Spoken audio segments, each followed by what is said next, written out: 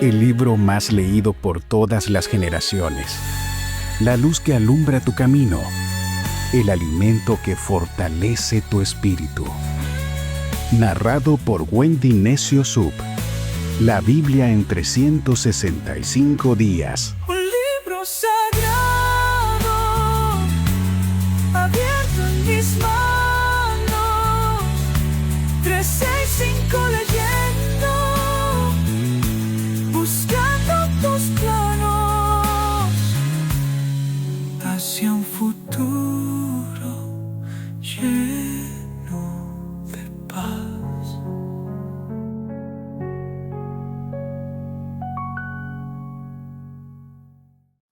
6 de marzo en la Biblia en 365 días.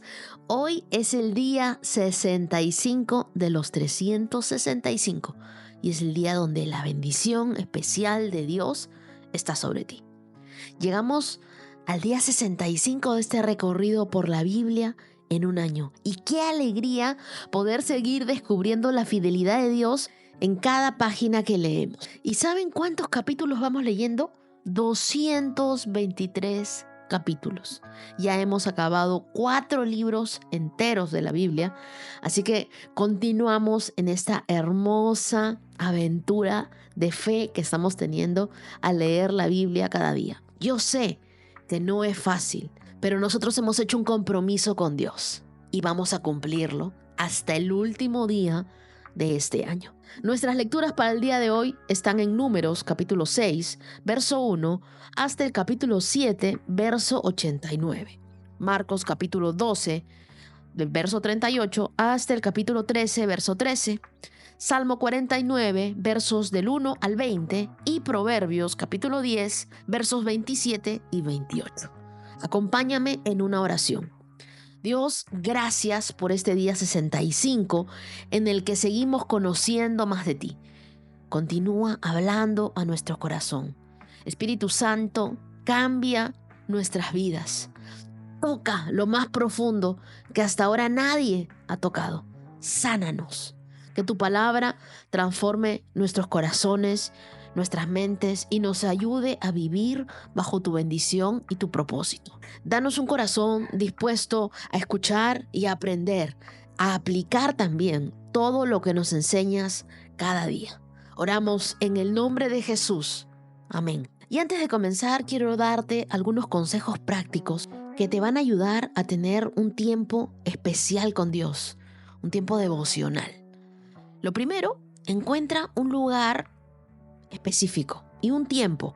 Busca un espacio donde tú puedas estar en calma y allí escuches cada día la Biblia en 365 días. Lo segundo, lee la Biblia, pero léela con un propósito. No solo leas, sino que medita en lo que Dios te quiere decir. Y si no tienes la Biblia, bueno, escucha, porque recuerda que la Biblia dice que la fe viene por el oír y el oír por la palabra de Dios. Lo tercero, escribe lo que aprendes. Usa este formato sencillo. Siéntate con un cuaderno de notas y apunta qué es lo que Dios te está diciendo. Escribe el versículo clave que más te gustó, el que más te impactó tu vida. ¿Qué es lo que te enseña la lectura del día de hoy? Escríbelo en tus palabras. ¿Cómo vas a aplicarlo a tu vida? Hay veces que dejo tareas. Entonces piensa en una acción concreta. Y cada día puedes hacer un salmo a tu Dios, puedes hacer una oración, hablar con Dios sobre lo que leíste, pero termina siempre con una oración. Es importante también que tomes un momento para escuchar a Dios. A veces la respuesta no es inmediata, pero siempre Dios habla a nuestro corazón. Y quinto, sé constante. Aunque a veces te sea difícil, aunque no tengas ganas, la Biblia dice que nosotros debemos pedirle a Dios que Él ponga en nosotros el querer como el hacer. No quiero, pero lo voy a hacer.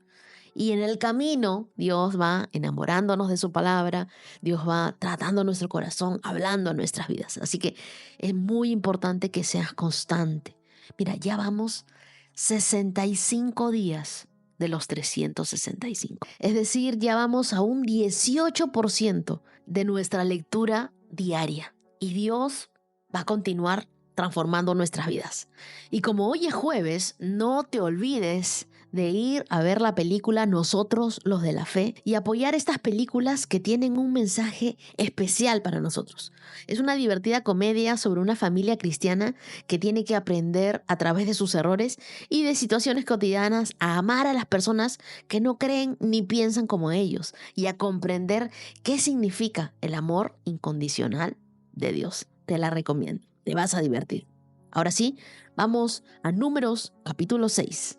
Verso 1. Entonces el Señor le dijo a Moisés, da al pueblo de Israel las siguientes instrucciones. Si alguien del pueblo, sea hombre o mujer, hace el voto especial del Nazareo, consagrándose al Señor de manera especial, dejará el vino y otras bebidas alcohólicas, y no usará vinagre hecho de vino, ni de otras bebidas alcohólicas. No beberá jugo de uva fresca, ni comerá uvas o pasas, mientras esté obligado a su voto nazareo.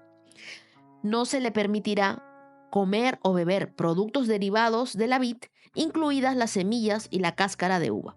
Durante todo el tiempo que dure su voto, esta persona no se cortará el cabello porque es santa y apartada para el Señor.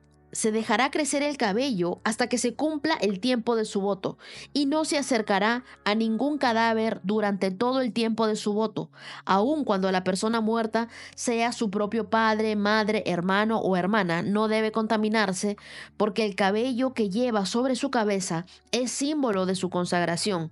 Este requisito se aplica mientras esté consagrado al Señor. Si alguien cae muerto a su lado, el cabello dedicado quedará contaminado y tiene que esperar 7 días y después se afeitará la cabeza. Entonces quedará limpio de su contaminación. En el 8º día llevará al sacerdote a la entrada del tabernáculo 2 tortas y 2 pichones de paloma. El sacerdote ofrecerá una de las aves como ofrenda por el pecado y la otra como ofrenda quemada. De esta manera, él purificará la culpa recibida mediante el contacto con el cadáver. Luego, el nazareo reafirmará su compromiso y dejará que su cabello empiece a crecer de nuevo. Los días cumplidos de su voto anteriores a la contaminación no se tomarán en cuenta. Deberá dedicarse nuevamente al Señor como nazareo por todo el tiempo de su promesa y deberá presentar un cordero de 1 año como ofrenda por la culpa. Esta es la ley ritual del nazareo. Al terminar el tiempo de la consagración, deberá ir a la entrada del tabernáculo y ofrecer sus sacrificios al Señor: un cordero de 1 año sin defecto como ofrenda quemada, una cordera de 1 año sin defecto como ofrenda por el pecado, un carnero sin defecto como ofrenda de paz, una cesta de pan preparado sin levadura, panes de harina selecta mezclados con aceite de oliva y obleas untadas con aceite de oliva, junto con las ofrendas obligatorias de grano y de líquido. El sacerdote presentará estas ofrendas ante el Señor, primero la ofrenda por el pecado y la ofrenda quemada, enseguida el carnero como ofrenda de paz, junto con la cesta de pan preparado sin levadura. El sacerdote también presentará al Señor las ofrendas obligatorias de grano y de líquido. Después, el nazareo se afeitará la cabeza en la entrada del tabernáculo, tomará el cabello que dedicó y lo pondrá en el fuego debajo del sacrificio de la ofrenda de paz. Después de que el nazareo se afeite la cabeza, el sacerdote tomará una espaldilla hervida del carnero y también tomará de la cesta de pan y una oblea preparado sin levadura y los pondrá en las manos del nazareo. Entonces el sacerdote los levantará ante el Señor como ofrenda especial. Estas son las porciones santas para el sacerdote, junto con el pecho de la ofrenda especial y el muslo de la ofrenda sagrada que se levanta ante el Señor. Después de esta ceremonia, el nazareo podrá volver a beber vino.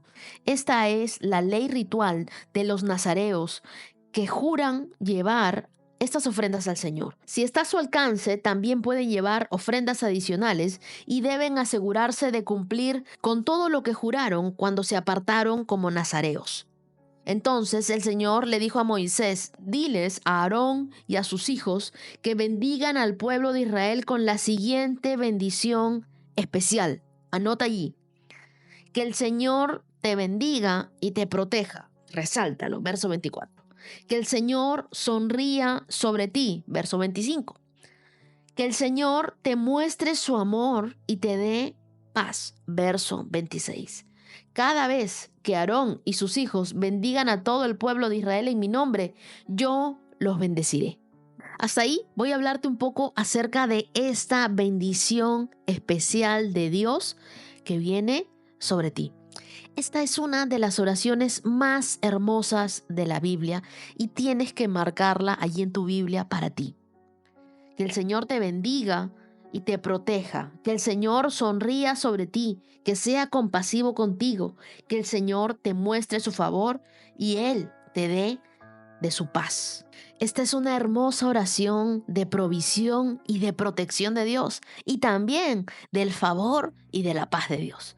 Cuando tú oras por alguien así, y hoy yo estoy orando con todo mi corazón por ustedes así, lo primero es que lo bendice.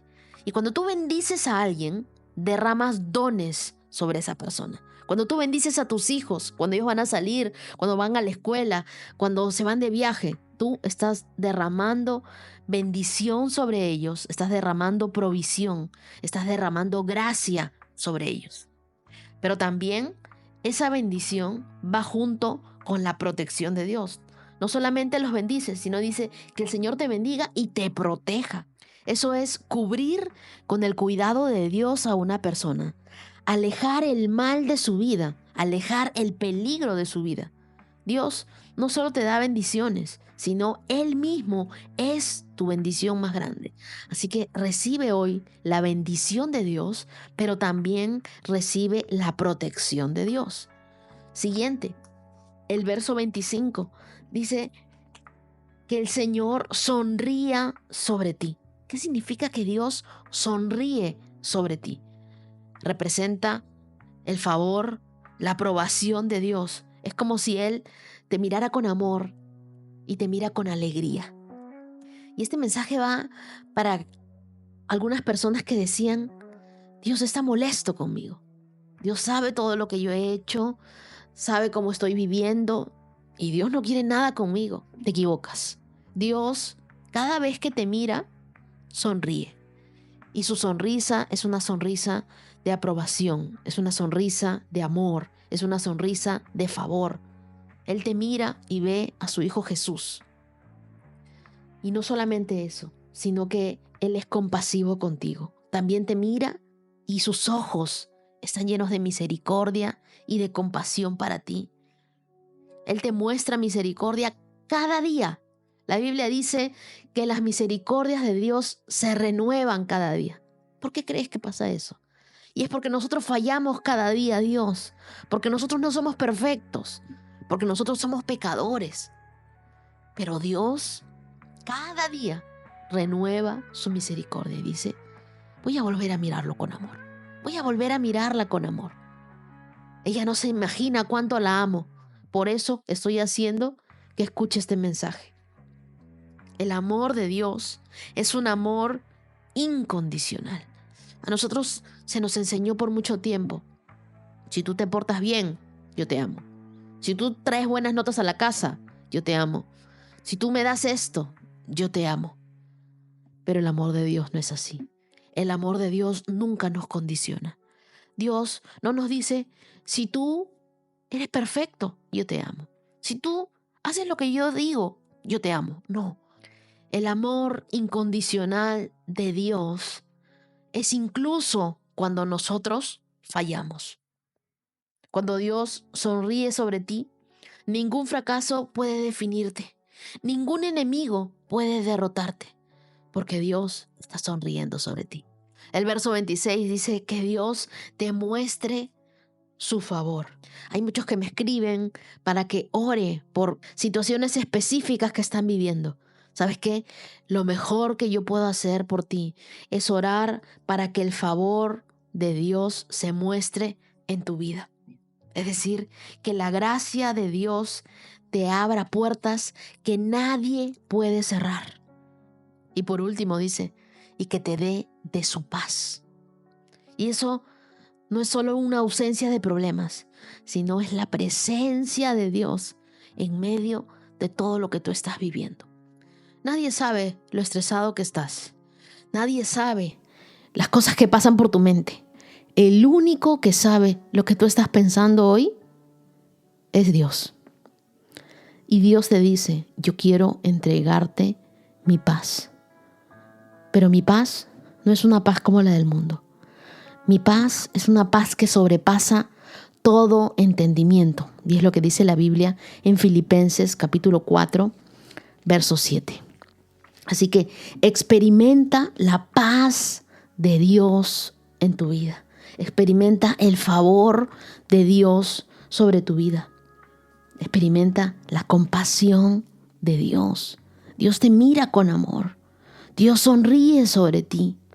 Y me hace acordar una canción que me encanta, que la tengo dentro de mi tiempo con Dios, que se llama Que sonrías. Y una de las cosas que yo siempre le he pedido a Dios es que cada vez que Él me escuche, sonría. Que cada vez que vayamos a conectar en oración, Él sonría. Es hermoso decirle, Dios, quiero que sonrías al oírme. Quiero que sonrías al mirarme. Quiero que sonrías cuando llego a postrarme delante de ti.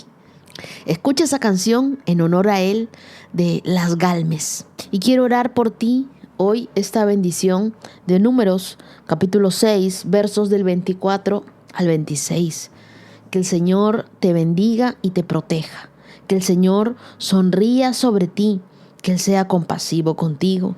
Y que el Señor te muestre su favor y Él te dé de su paz. Ahora leamos Números, capítulo 7. El día en que Moisés levantó el tabernáculo, lo ungió y lo apartó como santo. También ungió y apartó todo el mobiliario y el altar con sus utensilios. Después, los líderes de Israel, los jefes de las tribus que habían registrado las tropas, llegaron con sus ofrendas y juntos llevaron 6 carretas grandes y 12 bueyes. Una carreta por cada 2 jefes y un buey por cada jefe, y los presentaron al Señor delante del tabernáculo. Luego, el Señor le dijo a Moisés, recibe sus ofrendas y usa esos bueyes y carretas para transportar el tabernáculo. Repártelos entre los levitas y según el trabajo de cada uno. Así que Moisés tomó las carretas y los bueyes y los entregó a los levitas. Le dio 2 carretas y 4 bueyes a la división gersonita para su trabajo, y le dio a la división merarita 4 carretas y 8 bueyes para su trabajo. Todo el trabajo realizado bajo el liderazgo de Itamar, hijo del sacerdote Aarón, pero a la división coatita no le entregó carretas ni bueyes porque se les requería que hicieran el traslado de los objetos sagrados del tabernáculo sobre sus hombros. Los jefes también presentaron las ofrendas de dedicación para el altar cuando lo ungieron. Cada uno puso sus ofrendas ante el altar y el Señor le dijo a Moisés, cada día un jefe lleve su ofrenda para la dedicación del altar. El primer día presentó su ofrenda Naasón, hijo de Aminadab, jefe de la tribu de Judá. Su ofrenda consistía en una bandeja de plata que pesaba 1,5 kilos y un tazón de plata que pesaba 800 gramos, calculado según el peso del ciclo del santuario. Los dos contenían ofrendas de grano de harina selecta humedecida con aceite de oliva, y también llevó un recipiente de oro que pesaba 114 gramos lleno de incienso. Llevó un becerro y un carnero y un cordero de 1 año para una ofrenda quemada y un chivo como ofrenda por el pecado. Como ofrenda de paz llevó 2 toros, 5 carneros, 5 chivos y 5 corderos de 1 año. Y esta fue la ofrenda que llevó Naasón, hijo de Aminadab. En el segundo día presentó su ofrenda a Natanael, hijo de Suar, jefe de la tribu de Isaacar, y su ofrenda consistía de una bandeja de plata que pesaba 1,5 kilos y un tazón de plata que pesaba 800 gramos, calculado según el peso del ciclo del santuario, y los dos contenían ofrendas de grano de harina selecta humedecida con aceite de oliva. También llevó un recipiente de oro que pesaba 114 gramos lleno de incienso, y llevó un becerro y un carnero y un cordero de 1 año para una ofrenda quemada, y un chivo como ofrenda por el pecado. Como ofrenda de paz llevó 2 toros, 5 carneros, 5 chivos y 5 corderos de 1 año, y esta fue la ofrenda que llevó Natanael, hijo de Suar. En el tercer día presentó su ofrenda Eliab, hijo de Helón, jefe de la tribu de Zabulón. Su ofrenda consistía de una bandeja de plata que pesaba 1,5 kilos y tazón de plata que pesaba 800 gramos, calculado según el peso del ciclo del santuario. Los dos contenían ofrendas de grano de harina selecta humedecida con aceite de oliva, y también llevó un recipiente de oro que pesaba 114 gramos, lleno de incienso. Llevó un becerro y un cordero de 1 año para la ofrenda quemada y un chivo como ofrenda por el pecado. Como ofrenda de paz llevó 2 toros, 5 carneros, 5 chivos, 5 corderos de 1 año, y esta fue la ofrenda que llevó Eliab, el hijo de Helón. En el cuarto día presentó su ofrenda Elisur, hijo de Sedeur, jefe de la tribu de Rubén. Su ofrenda consistía de una bandeja de plata que pesaba 1,5 kilos y un tazón de plata que pesaba 800 gramos, calculado según el peso del ciclo del santuario. Los dos contenían ofrendas de grano de harina selecta humedecida con aceite de oliva, y también llevó un recipiente de oro que pesaba 114 gramos, lleno de incienso. Llevó un becerro y un carnero y un cordero de 1 año para la ofrenda quemada y un chivo para la ofrenda por el pecado. Como ofrenda de paz llevó 2 toros, 5 carneros, 5 chivos y 5 corderos de 1 año, y esta fue la ofrenda que llevó Elisur, hijo de Sedeur. Parece que todo se está repitiendo, ¿no? En el quinto día presentó su ofrenda Selumiel, hijo de Zurisadai, jefe de la tribu de Simeón. Su ofrenda consistía de una bandeja de plata que pesaba 1,5 kilos y un tazón de plata que pesaba 800 gramos, calculado según el peso del ciclo del santuario, y los dos contenían ofrendas de grano de la harina selecta humedecida con aceite de oliva.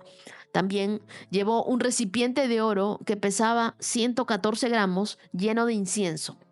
Llevó un becerro y un carnero y un cordero de 1 año para una ofrenda quemada y un chivo como ofrenda por el pecado. Como ofrenda de paz llevó 2 toros, 5 carneros, 5 chivos y 5 corderos de 1 año, y esta fue la ofrenda que llevó Selumiel, hijo de Zurisadai. En el sexto día presentó su ofrenda Eliasaf, hijo de Deuel, jefe de la tribu de Gad.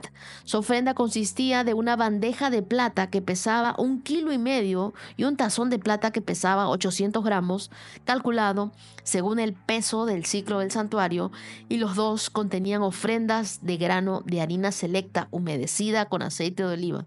Y también llevó un recipiente de oro que pesaba 114 gramos, lleno de incienso. Llevó un becerro y un carnero y un cordero de 1 año para la ofrenda quemada, y un chivo como ofrenda por el pecado. Como ofrenda de paz llevó 2 toros, 5 carneros, 5 chivos y 5 corderos de 1 año, y esta fue la ofrenda que llevó Eliasaf, hijo de Deuel. En el séptimo día se presentó su ofrenda Elisama, hijo de Amiud, jefe de la tribu de Efraín, y su ofrenda consistía de una bandeja de plata que pesaba 1,5 kilos y un tazón de plata que pesaba 800 gramos, calculado según el peso del ciclo del santuario. Los dos contenían ofrendas de grano de harina selecta humedecida con aceite de oliva, y también llevó un recipiente de oro que pesaba 114 gramos, lleno de incienso. Llevó un becerro, un carnero y un cordero de 1 año para la ofrenda quemada, y un chivo como ofrenda por el pecado. Como ofrenda de paz llevó 2 toros, 5 carneros, 5 chivos y 5 corderos de 1 año, y esta fue la ofrenda que llevó Elisama, hijo de Amiud. En el octavo día presentó su ofrenda Gamaliel, hijo de Pedasur, jefe de la tribu de Manasés. Su ofrenda consistía de una bandeja de plata que pesaba 1,5 kilos y un tazón de plata que pesaba 800 gramos, calculado según el peso del ciclo del santuario. Los dos contenían ofrendas de grano de harina selecta humedecida con aceite de oliva, y también llevó un recipiente de oro que pesaba 114 gramos, lleno de incienso. Llevó un becerro, un carnero y un cordero de 1 año para una ofrenda quemada, y un chivo como ofrenda por el pecado. Como ofrenda de paz llevó 2 toros, 5 carneros, 5 chivos y 5 corderos de 1 año, y esta fue la ofrenda que llevó Gamaliel, hijo de Pedasur. En el 9º día presentó su ofrenda a Abidán, hijo de Gedeoni, jefe de la tribu de Benjamín. Su ofrenda consistía de una bandeja de plata que pesaba 1,5 kilos y un tazón de plata que pesaba 800 gramos, calculado según el peso del ciclo del santuario. Los dos contenían ofrendas de grano de harina selecta humedecida con aceite de oliva, y también llevó un recipiente de oro que pesaba 114 gramos lleno de incienso. Llevó un becerro y un carnero y un cordero de un año para una ofrenda quemada, y un chivo como ofrenda por el pecado. Como ofrenda de paz llevó 2 toros, 2 carneros, 5 chivos y 5 corderos de un año, y esta fue la ofrenda que llevó Abidán, hijo de Gedeoni. En el 10º día se presentó la ofrenda de Asier, hijo de Amisadai, jefe de la tribu de Dan. Su ofrenda consistía de una bandeja de plata que pesaba 1,5 kilos y un tazón de plata que pesaba 800 gramos, calculado según el peso del ciclo del santuario. Los dos contenían ofrendas de grano de harina selecta humedecida con aceite de oliva, y también llevó un recipiente de oro que pesaba 114 gramos lleno de incienso. Llevó un becerro, un carnero y un cordero de un año para la ofrenda quemada, y un chivo como ofrenda por el pecado. Como ofrenda de paz llevó 2 toros, 5 carneros, 5 chivos y 5 corderos de un año, y esta fue la ofrenda que llevó Ahiezer, hijo de Amisadai.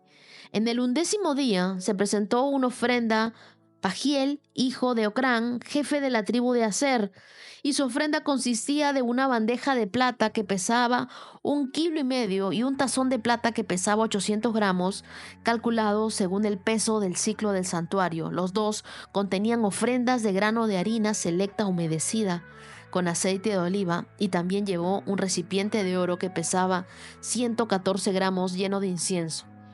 Llevó un becerro, un carnero y un cordero de un año para una ofrenda quemada, y un chivo como ofrenda por el pecado. Como ofrenda de paz llevó 2 toros, 5 carneros, 5 chivos y 5 corderos de un año, y esta fue la ofrenda que llevó Pagiel, hijo de Ocrán. En el 12º día se presentó su ofrenda a Ira, hijo de Enán, jefe de la tribu de Neftalí, y su ofrenda consistía de una bandeja de plata que pesaba 1,5 kilos y un tazón de plata que pesaba 800 gramos, calculado según el peso del ciclo del santuario. Los dos contenían ofrendas de grano de harina selecta humedecida con aceite de oliva, y también llevó un recipiente de oro que pesaba 114 gramos lleno de incienso. Llevó un becerro, un carnero y un cordero de un año para una ofrenda quemada, y un chivo como ofrenda por el pecado. Como ofrenda de paz llevó 2 toros, 5 carneros, 5 chivos y 5 corderos de un año, y esta fue la ofrenda que llevó a Ira, hijo de Enán. Estas fueron las ofrendas de dedicación que los jefes de Israel llevaron cuando se ungió el altar: 12 bandejas de plata, 12 tazones de plata y 12 recipientes de oro con incienso. Cada bandeja de plata pesaba 1,5 kilos y cada tazón de plata 800 gramos, y el peso total de plata fue de 27,5 kilos, calculado según el peso del ciclo del santuario. Cada uno de los 12 recipientes de oro que contenían el incienso pesaba 114 gramos, calculado según el peso del ciclo del santuario. El peso total del oro fue de 1 kilo con 400 gramos, y se donaron 12 becerros, 12 carneros, 12 corderos de un año para las ofrendas quemadas, junto con las ofrendas obligatorias de grano, y llevaron 12 chivos para las ofrendas por el pecado. Se donaron 24 toros, 70 carneros, 70 chivos y 70 corderos de un año como ofrendas de paz, y esta fue la ofrenda por la dedicación del altar después de haber sido ungido. Cada vez que Moisés entraba en el santuario para hablar con el Señor, Moisés oía la voz que le hablaba de entre los 2 querubines que estaban sobre la tapa del arca, el lugar de la expiación, que está sobre el arca del pacto. Desde ahí el Señor le hablaba a Moisés. Nos hemos dado en número 7 un recorrido por el corazón de todos estos hombres generosos. Y bueno, cada tribu llevó sus ofrendas. Algunas parecían repetitivas, pero yo creo que cada una tenía un valor especial para Dios, porque si no, simplemente nos hubieran puesto el resumen y no toda la lectura de cada una de las cosas que llevaron. Yo me preguntaba, ¿y por qué han puesto tanto detalle? ¿Y por qué han repetido esto 12 veces en la Biblia, que me ha tomado leerlo casi 12 minutos? Y lo que sentí claramente es Dios diciéndome que yo valoro la generosidad. Muchos de nosotros no damos para recibir, damos porque hemos recibido abundantemente de Dios. Cuando tú tienes un corazón agradecido, no solamente eres agradecido con tus finanzas, eres agradecido con tu tiempo, eres agradecido con tus talentos, eres agradecido con tu obediencia. Entonces, la ofrenda de nuestra vida es la respuesta de amor a un Dios que nos ha dado todo. Cada vez que pienso, quizá toda esta parte no es tan importante y me la debería saltar e ir al resumen. Pero si está en la Biblia, es porque Dios quiere que nosotros la leamos. Y estamos en un reto de la Biblia en 365 días. No solamente la parte que nos gusta, tenemos que leer toda la Biblia, porque eso es parte de nuestro compromiso. Y cada vez que nosotros leemos la Biblia, Dios nos habla. Dios me habla de la generosidad. Dios me habla que para Él cada ofrenda cuenta, sin importar lo que nosotros vayamos a darle. Para Él todo cuenta. Y el verso 89 nos habla de algo importantísimo, que Moisés entraba, dice, en el tabernáculo para hablar con el Señor. Y lo segundo que sucedía era que oía la voz de Dios. Entonces, la acción de búsqueda de Moisés traía por consecuencia que Dios le hablara. Y Dios anhela hablarte, así como le habló a Moisés. La pregunta es, ¿estamos dispuestos a escuchar la voz de Dios? La voz de Dios no compite con el ruido del mundo. Solo aquellos que aprendan a estar en la presencia de Dios podrán oír su voz con claridad. Hoy nosotros tenemos el mismo privilegio que tenía Moisés. Hoy nosotros escuchamos a Dios a través de la Biblia, a través del Espíritu Santo, a través de nuestras oraciones. Nosotros podemos tener esa cercanía con Dios. Moisés entraba en el tabernáculo para hablar con el Señor. Tú entras en tu habitación, preparas un espacio, mientras vas de camino a dejar a los chicos en el colegio, prendes tu auto, pones Spotify o pones YouTube y comienzas a escuchar la palabra de Dios. Y yo sé que cada vez que tú te dispones a escuchar a Dios, Dios te habla. Ahora vamos a Marcos 12:38. Jesús también enseñó, cuídense de los maestros de la ley religiosa, pues les gusta pavonearse en túnicas largas y sueltas, recibir saludos respetuosos cuando caminan por las plazas y cómo les encanta ocupar los asientos de honor en las sinagogas y sentarse en la mesa principal en los banquetes. Sin embargo, estafan descaradamente a las viudas para apoderarse de sus propiedades y luego pretenden ser piadosos haciendo largas oraciones en público. Por eso serán castigados con más severidad. Verso 41. Jesús se sentó cerca de la caja de las ofrendas del templo y observó mientras la gente depositaba su dinero. Muchos ricos echaban grandes cantidades. Entonces llegó una viuda pobre y echó 2 monedas pequeñas. Jesús llamó a sus discípulos y les dijo, les digo la verdad, esta viuda pobre le ha dado más que todos los demás que ofrendan, pues ellos dieron una mínima parte de lo que les sobraba, pero ella, con lo pobre que es, dio todo lo que tenía para vivir. Cuando Jesús salía del templo ese día, uno de sus discípulos le dijo, Maestro, mira estos magníficos edificios, observa las impresionantes piedras en los muros. Jesús respondió, sí, mira esos grandes edificios, pero serán demolidos por completo. No quedará ni una sola piedra sobre otra. Más tarde, Jesús se sentó en el monte de los Olivos, al otro lado del valle del templo. Pedro, Santiago, Juan y Andrés se le acercaron en privado y le preguntaron, dinos, ¿cuándo sucederá todo esto? ¿Qué señal nos indicará que estas cosas están por cumplirse? Y Jesús contestó, No dejen que nadie los engañe, porque muchos vendrán en mi nombre y afirmarán, yo soy el Mesías, y engañarán a muchos. Y ustedes oirán de guerras, de amenazas de guerras, pero no se dejen llevar por el pánico. Es verdad, esas cosas deben suceder, pero el fin no vendrá inmediatamente después. Una nación entrará en guerra contra otra y un reino contra otro reino. Habrá terremotos en muchas partes del mundo y también hambres, pero eso es solo el comienzo de los dolores de parto. Luego vendrán más. Cuando estas cosas comiencen a suceder, tengan cuidado. Los entregarán a los tribunales y los golpearán en las sinagogas. Serán sometidos a juicio ante gobernantes y reyes por ser mis seguidores. Pero eso será una oportunidad para que ustedes les hablen de mí. Pues la buena noticia primero tiene que ser predicada a todas las naciones. Cuando los arresten y los sometan a juicio, no se preocupen de antemano por lo que van a decir. Solo hablen de lo que Dios les diga en ese momento, porque no serán ustedes los que hablen, sino el Espíritu Santo. Un hermano traicionará a muerte a su hermano y un padre traicionará a su propio hijo, y los hijos se rebelarán contra sus padres y harán que los maten, y todos los odiarán a ustedes por ser mis seguidores, pero el que se mantenga firme hasta el fin será salvo. En este pasaje de Marcos, Jesús nos enseña sobre el peligro del orgullo religioso, el poder de una ofrenda sincera y la importancia de estar preparados para tiempos difíciles. Entonces, es un llamado a vivir con humildad, con fe y con perseverancia. Lo primero que vemos es en los versos 38 y 39.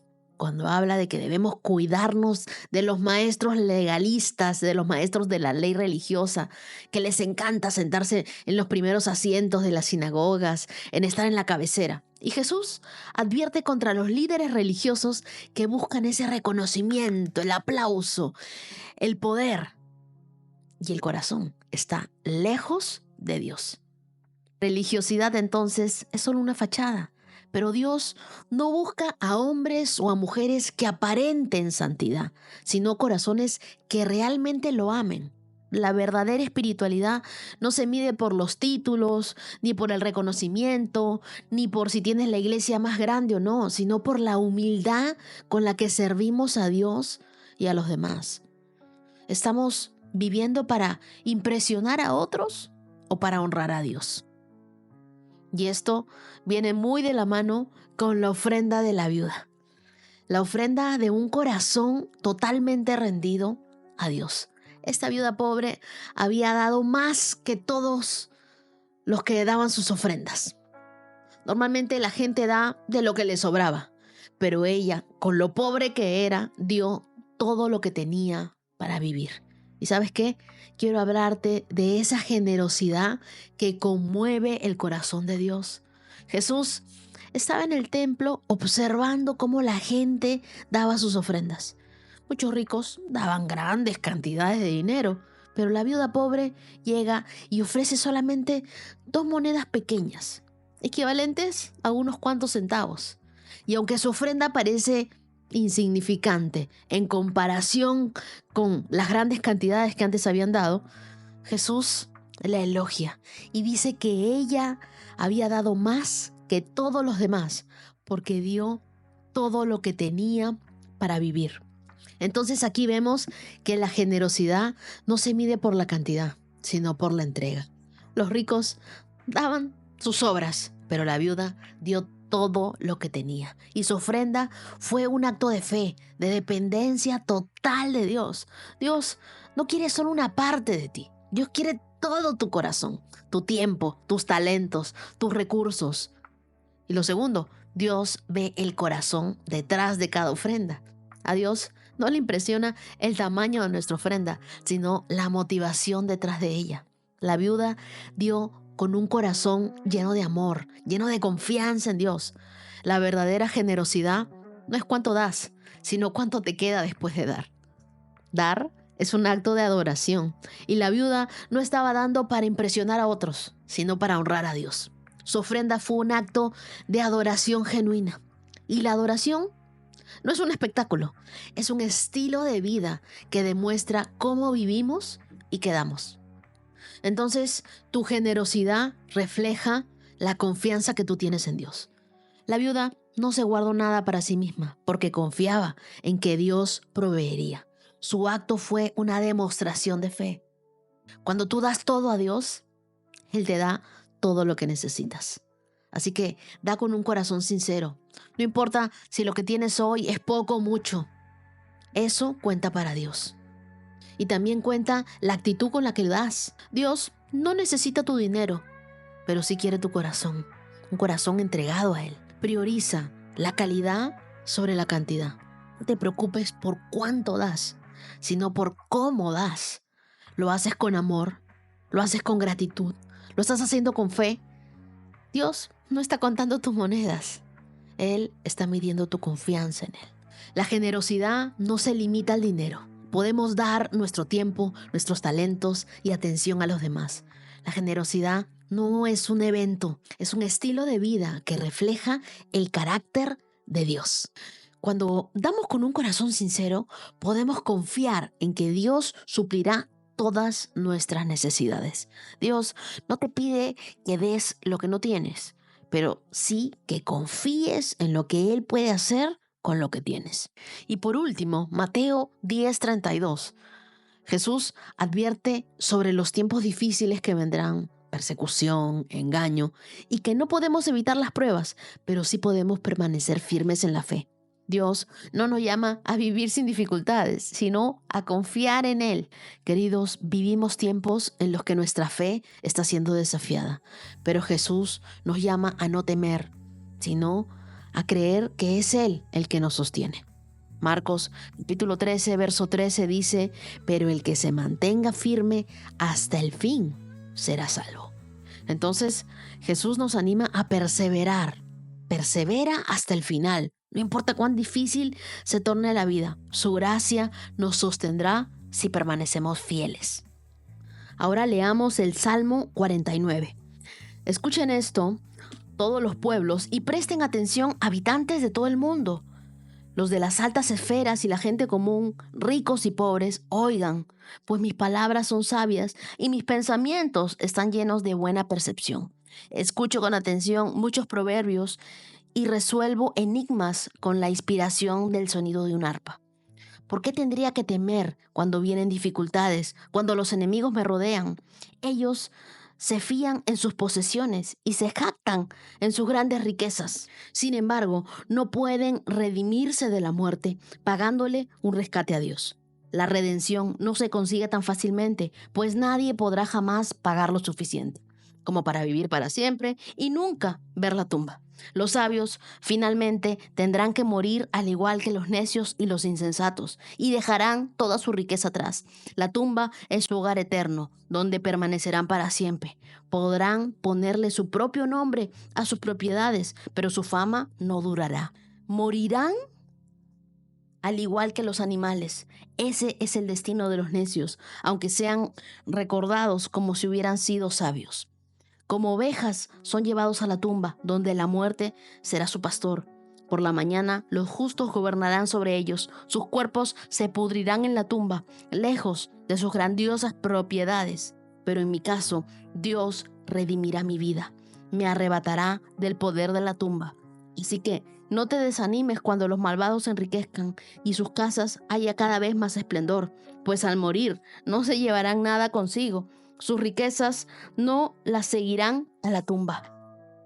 En esta vida se consideran dichosos y los aplauden por su éxito, pero morirán como todos sus antepasados y nunca más volverán a ver la luz del día. La gente que se jacta de su riqueza no comprende, morirán, al igual que los animales.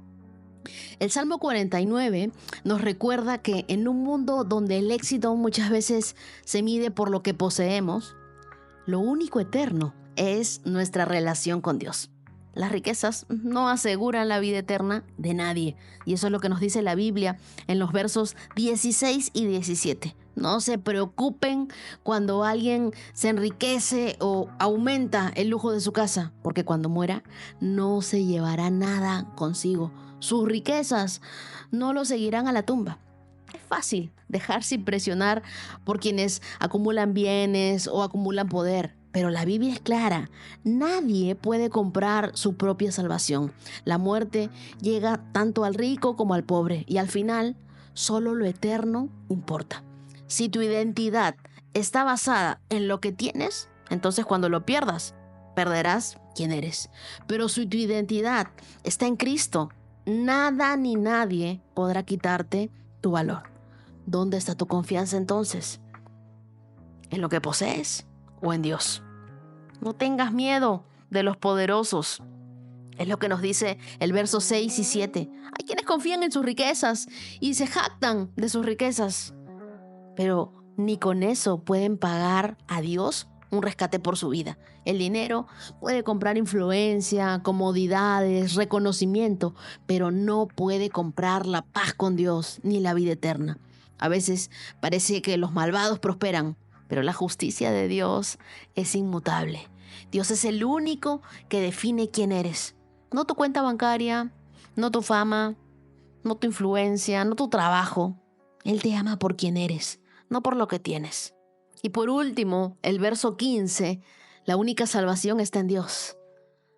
El salmista dice, Dios redimirá mi vida, me arrebatará del poder de la tumba.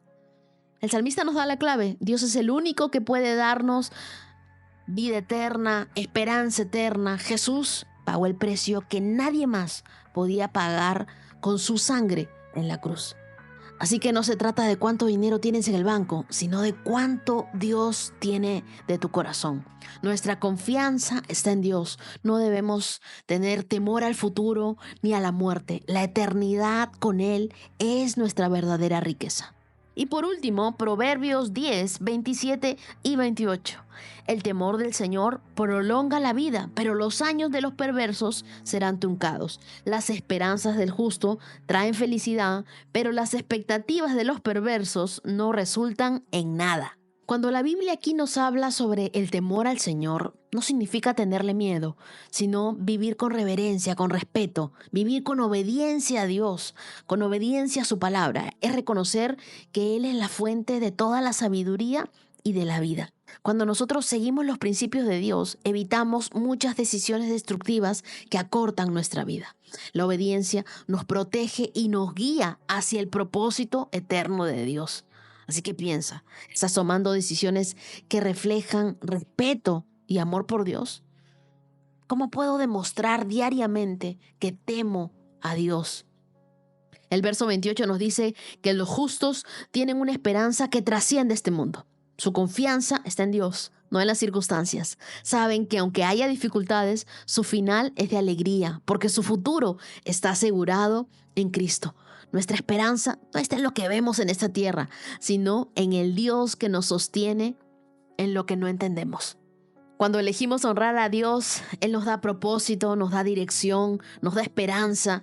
No significa que todo va a ser fácil, pero sí que nuestro destino está asegurado en Él.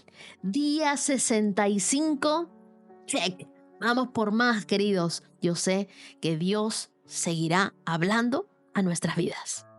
Y antes de cerrar este episodio, quiero enviar unos saludos muy especiales de cumpleaños a Karen Arias, una colombiana en Nápoles, Italia. Que Dios siga bendiciendo tu vida y guiando tus pasos. A Silvia Russo desde Buenos Aires, Argentina, que lleva más de 3 años haciendo devocional conmigo. Qué alegría caminar juntas en este camino de la fe. Bendiciones, Silvia. Para Alejandra Paulina Godoy Vergara de Chile, que este nuevo año esté lleno de bendiciones y de propósito.